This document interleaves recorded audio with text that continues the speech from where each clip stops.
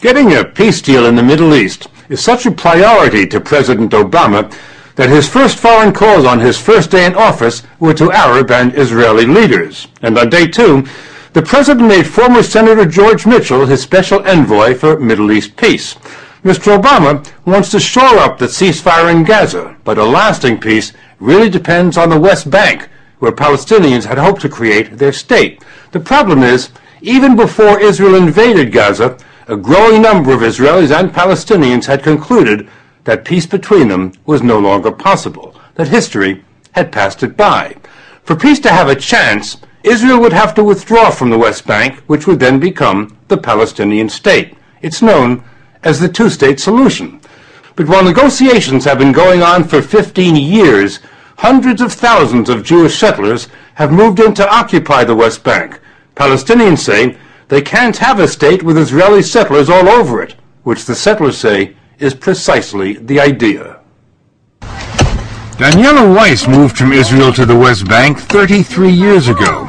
She's been the mayor of a large settlement. I think that settlements prevent the establishment of a Palestinian state in the land of Israel. This is the goal and this is the reality. Though settlers and Palestinians don't agree on anything, most do agree now that a peace deal has been overtaken by events. Dr. Mustafa Barghouti is a former candidate for Palestinian president. While my heart still wants to believe that the two-state solution is possible, my brain keeps telling me the opposite because of what I see in terms of the building of settlements. So in a way, these settlers are destroying the potential peace for both people that would have been created if we had two-state solution. And he told us Israel's invasion of Gaza, all the death and destruction, convinces him that Israel does not want a two-state solution. I am very worried that what Israel has done has furthered us much further from the possibility of two-state solution. Palestinians had hoped to establish their state here on the West Bank, an area the size of Delaware. But Israelis have sliced it up with scores of settlements and hundreds of miles of new highways that only settlers can use. Palestinians have to drive or ride on the older roads. When they want to travel from one town to another, they have to submit to humiliating delays at checkpoints and roadblocks. There are more than 600 of them on the West Bank. Why do the Israelis have so many checkpoints?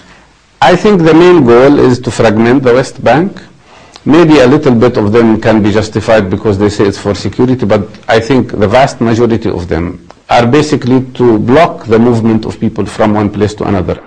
Here's how they block Dr. Barghouti.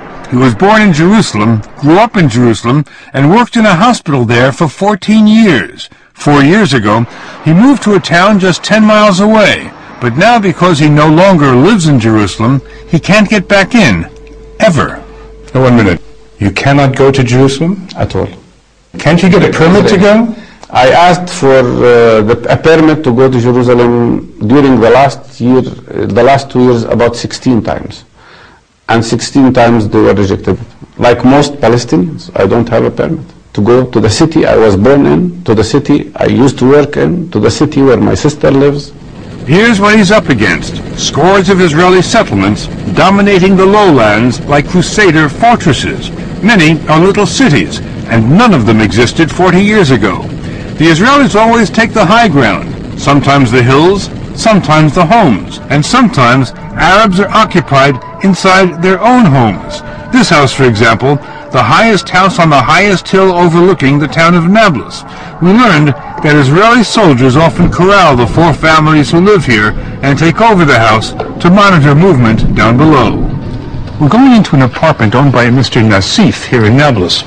We understand that Israeli soldiers came in this morning and, without any notice, without any invitation, came into the apartment and have been there ever since.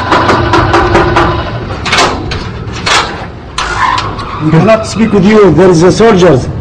The soldiers? Yes. What are they doing here? We are prison here. What's happening? They are keeping here, and the soldiers upstairs. We cannot move. We cannot speak with you. You can't leave the house? No. They told you that? Yes. I can't breathe. How long are they going to stay? I don't know. Are they paying you any money? You are kidding. I'm kidding. Abdul Nasif, the bank manager, said he had to get to his bank to open the safe, but that soldiers won't let him go. He told us when the soldiers come, they wake everybody up and herd them into a kitchen for hours while soldiers sleep in their bedrooms. They can't leave or use the phone or let us in. He sent us downstairs to see if his brother would open the door so we could ask the soldiers why they keep taking over this house. You want to come? Yes. Just open the door and then... The soldiers close the door from the keys. They take the keys. So we left, and that night, so did the soldiers. But when we returned 2 days later, the soldiers were back for more surveillance. This time, they kept the women under house arrest, but let the men go to work and the children go to school. When the children returned, we caught a glimpse of 2 armed soldiers at the top of the stairs. Then more children came home, but the soldiers wouldn't open the door again. They say if you don't go back behind the wall, the children will not enter the house. But this is where the children live. Yeah, but you need to go away from the door so I can let the children come in, okay? Who are you? He's a commander here. He's the commander here. Yeah. Can we talk to you? No. Well, we're talking to you now. Why don't you tell us what you're doing here? Have you lost your voice? Well, they've closed the door now. They've closed the window.